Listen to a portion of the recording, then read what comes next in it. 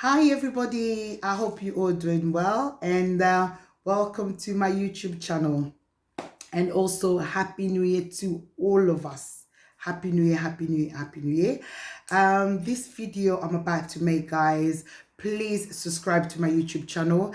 This video is gonna be in English, and I know I'm a too cultured person. There's a bit of English in me, there's a super Congolese in me, and I want all my messages to be passed in both side of languages, and I want everybody to benefit to what I'm saying. This YouTube is about all two different languages, Lingala and English. This video is I'm going to be talking about do not waste your time. Time is too precious. Do not waste your time. I'm going to share my little story with you guys. First of all, how I decided to becoming the YouTubers, how I decided to do something greater with my life, and how I became right now as a CEO of African Dyslexic United. How did that came about? And I think it's just about a life decision, and it's about what I've went through, and then facing the death. Death is actually facing me like this, and the Lord giving me a second chance.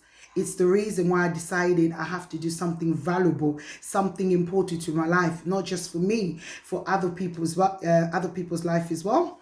So this is my story. I'm gonna share this story with you. I'm gonna tell you why I want you guys to to not waste your time, to value your time. To life is precious.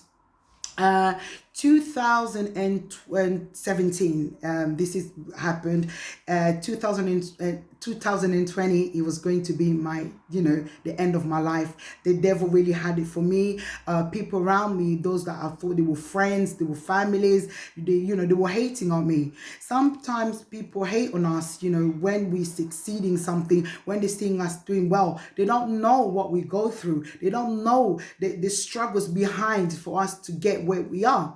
Especially me, I always saying that I am dyslexic. I have to work super hard in everything I do in life. Any work that I do, some of the works that I do, I don't even like them because of my condition. I have to do it. And then when I'm doing it behind it, I'm trying to, to better myself, to become something greater, to give my kids, a good life.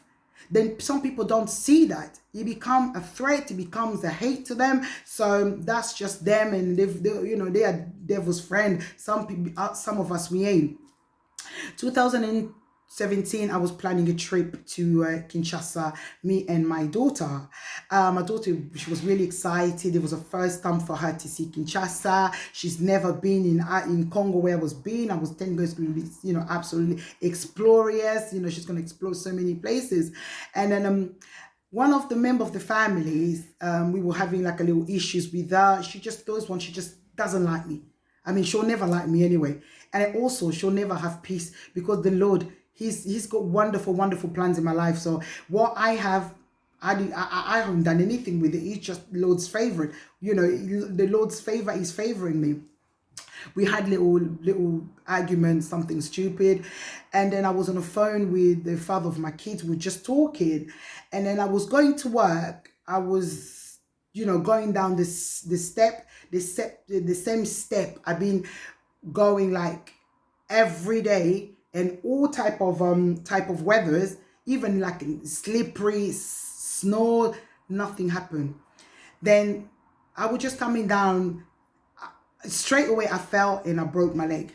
My God, that was the first sign the Lord was telling me, girl, yeah, I am fighting your battles. That's just a teeny weeny bit.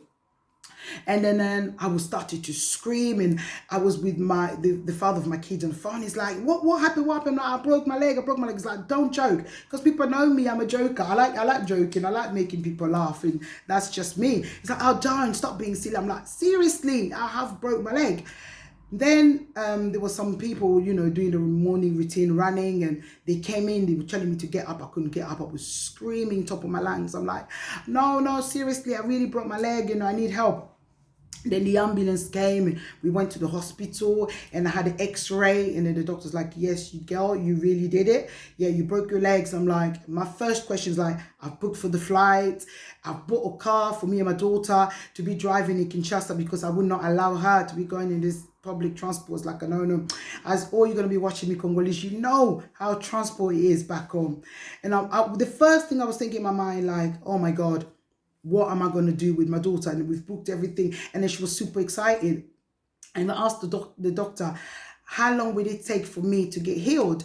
And the doctor said, you know, roughly about 6 weeks. And I did tell him, because I'll be traveling at the end of June. The doctor said, yeah, by then, yeah, you're not going to be fully healed, but just be careful, and we're going to give you some exercising, and, you know, you be careful and do what we recommend you to do, blah, blah, blah, blah, blah, blah.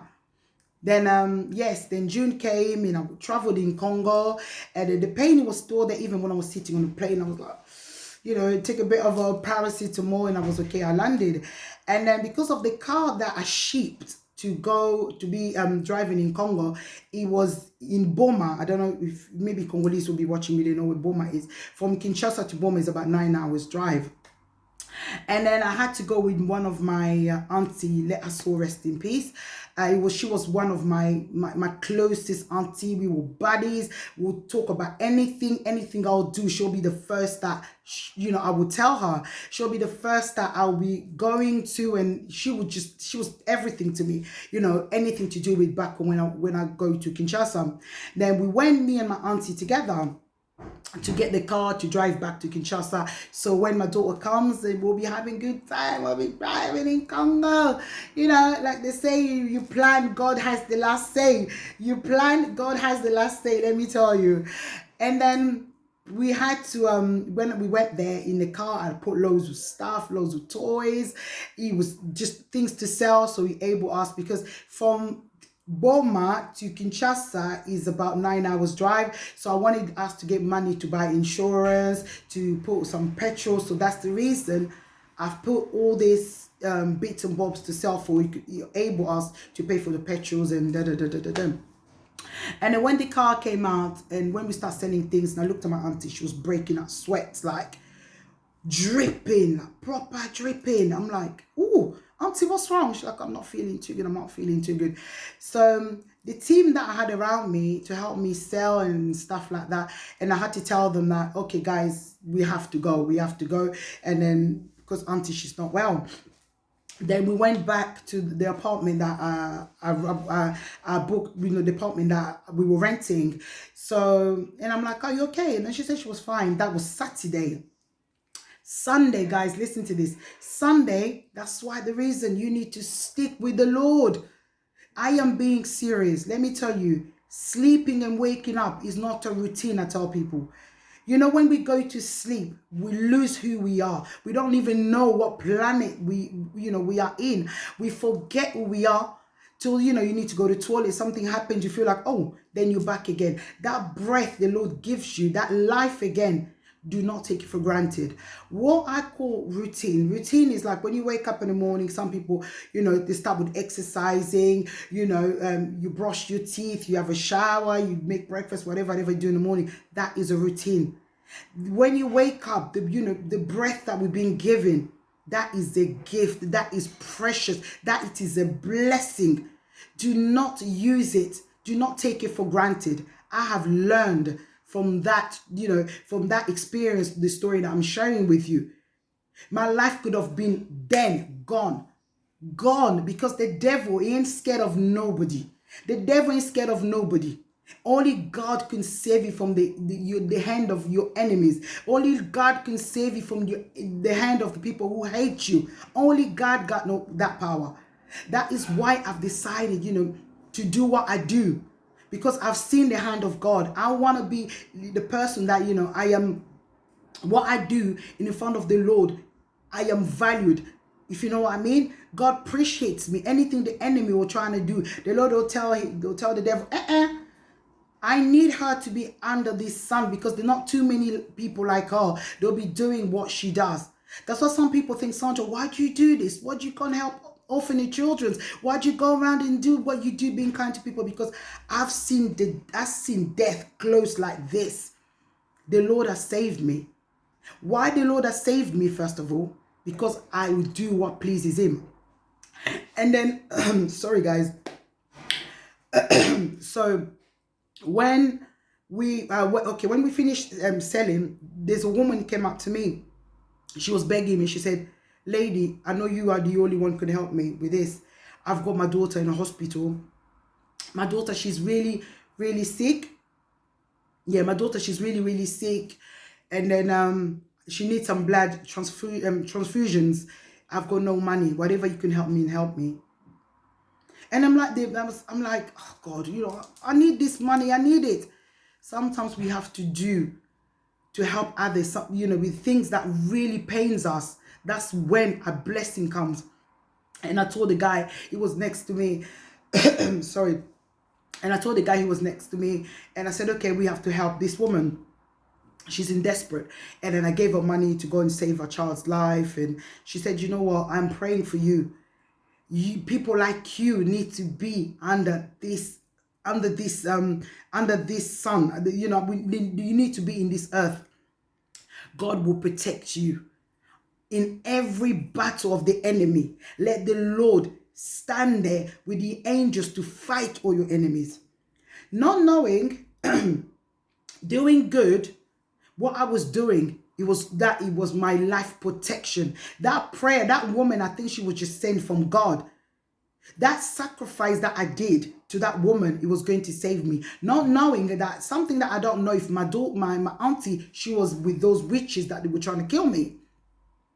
And then we went back. That was Saturday night. Then Sunday morning came, and I was like, oh, we've got nothing really to do. I need to go to church. And I went up to her and I said, auntie, let's go to church. She's like, she wasn't really a prayer person.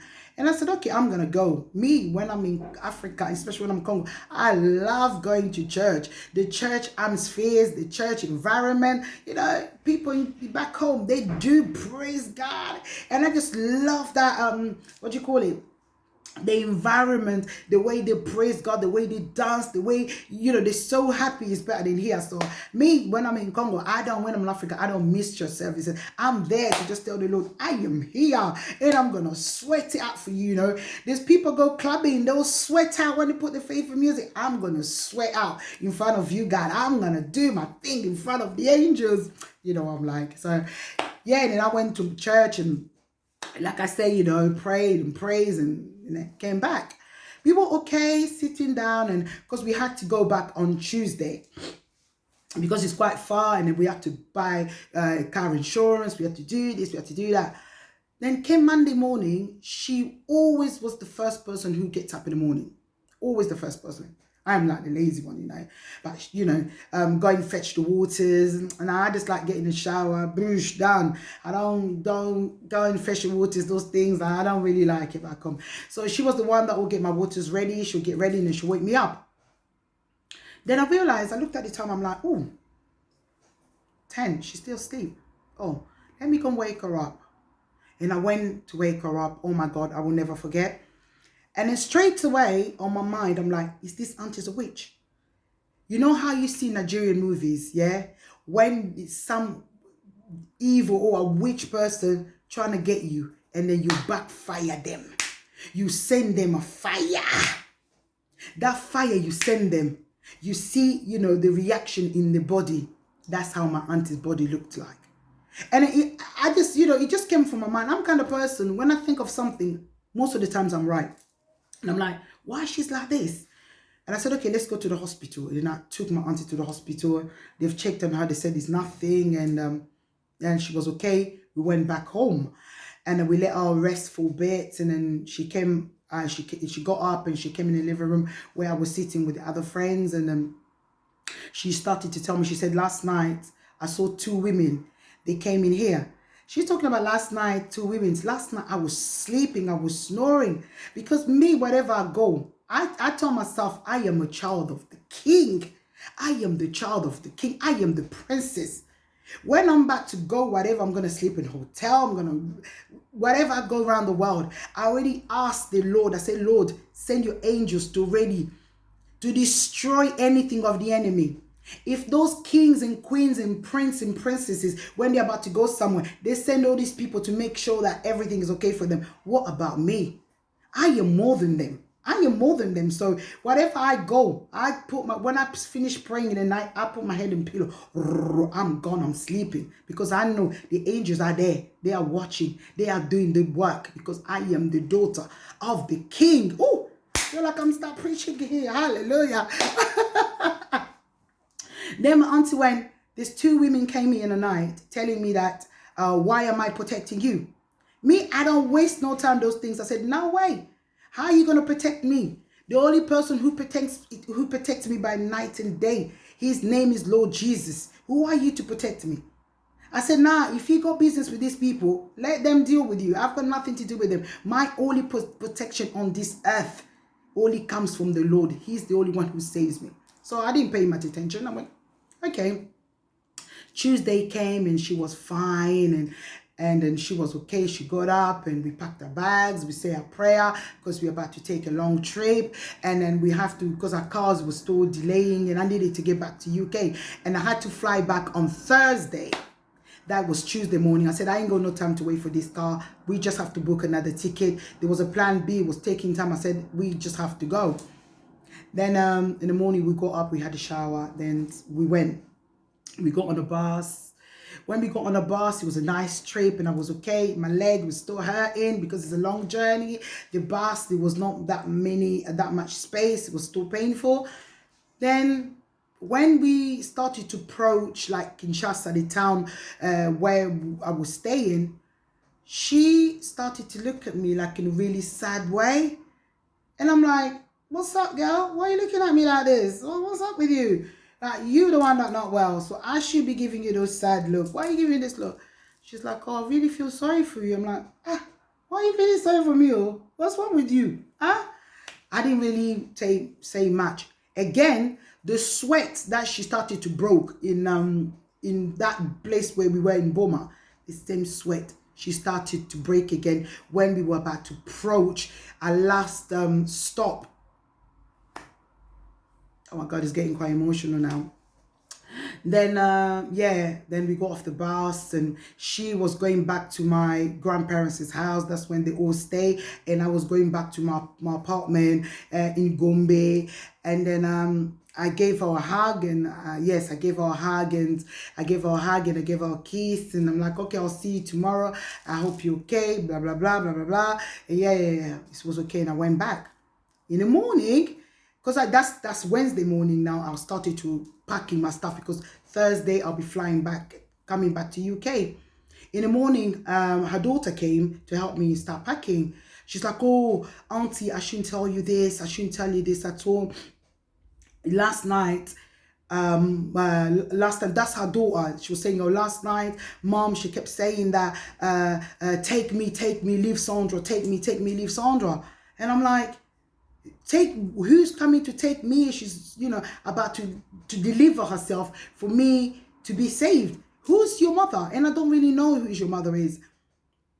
Then I said I just didn't pay attention, and my auntie, she became really, really ill, like seriously sick. She could not speak, nothing. The last word that she spoke before she died, she was saying that, take me, leave Sandra, because she's still young. I'm still young. You can see she's still young. She's got young children.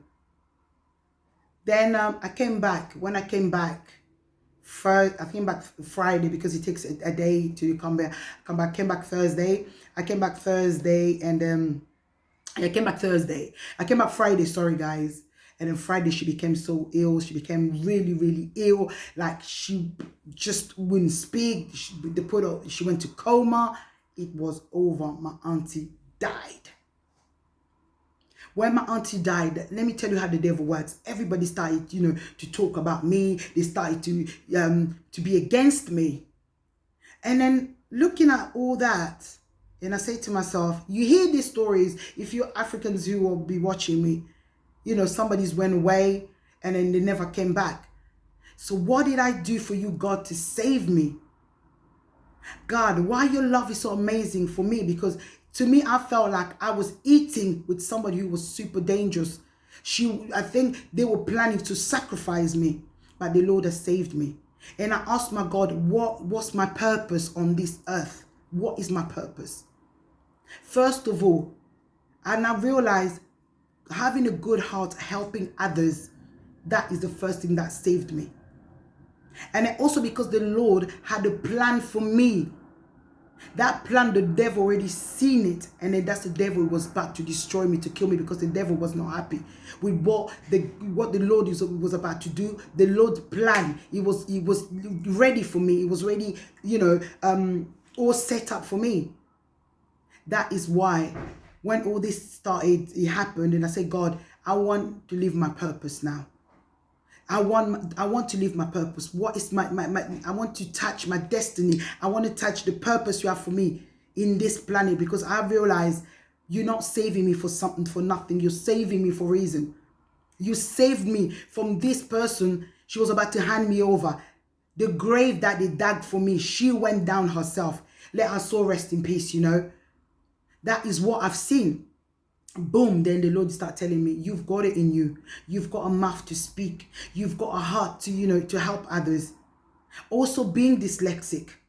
And I said, okay, my pain, going for these trips, because I was searching for something. I was looking for something to satisfy me. I was looking for ways for making money, because I was envying others.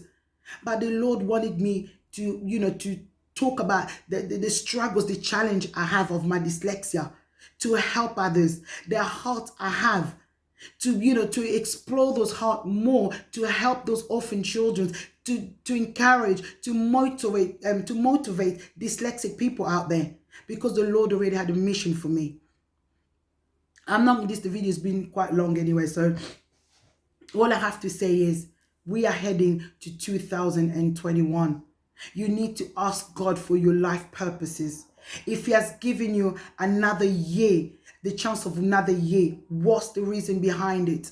Do not waste it. Do not waste that life. I got to appreciate life more when I realized my life was going to be taken away like this. Helping those people that come into me, that woman, she came to ask me if I could help her to have a child, to have a blood transfusion. The people that I help every trip, sometimes my own wages, I don't even buy anything with it. I'm out there helping people.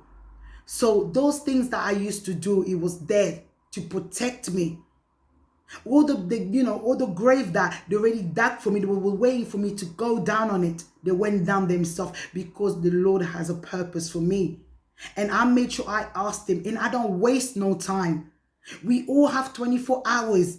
God doesn't give anybody extra 26 hours. No, we all have 24 hours. What do you do with your 24 hours? What impact do you have to other people's lives? I find my purpose. I read emails every day, people blessing me, people saying thank you. That's why the devil was hating it, because he knew God was about to do something for me to change other people's life, to help the poor, to help the vulnerables. That's why my channel, I talk about all sorts. I've been for all, you name it all. I faced death. I've been betrayed. I've been everything. I've been poor. People been putting me down. I've been for it, or I've been for abuse. Sometimes people don't like, to listen to what I say, but there's others out there, they do find it definitely inspirational. All I have to say, we are coming to 2021. Please do something with your life. Also, make a change for someone else out there. Maybe the goodness you're going to do is going to save you from the evil. It's going to save you from the evil people around you. That goodness you are doing. So guys, I've been yapping. I hope you enjoy it. Please guys, subscribe, drop the messages down, guys. If you want me to talk about anything, if you want me something that you want me to bring up in your own life experience, that's gonna help somebody out there, don't hesitate. Some guys out there, we are here to support each other. We are here to change other people's life. What you have conquered, maybe someone else going through that challenges, they think they ain't gonna make it. By hearing your story, able to make it, is going to change them. Guys, please subscribe and share the video. Love you. See you next time. Ciao.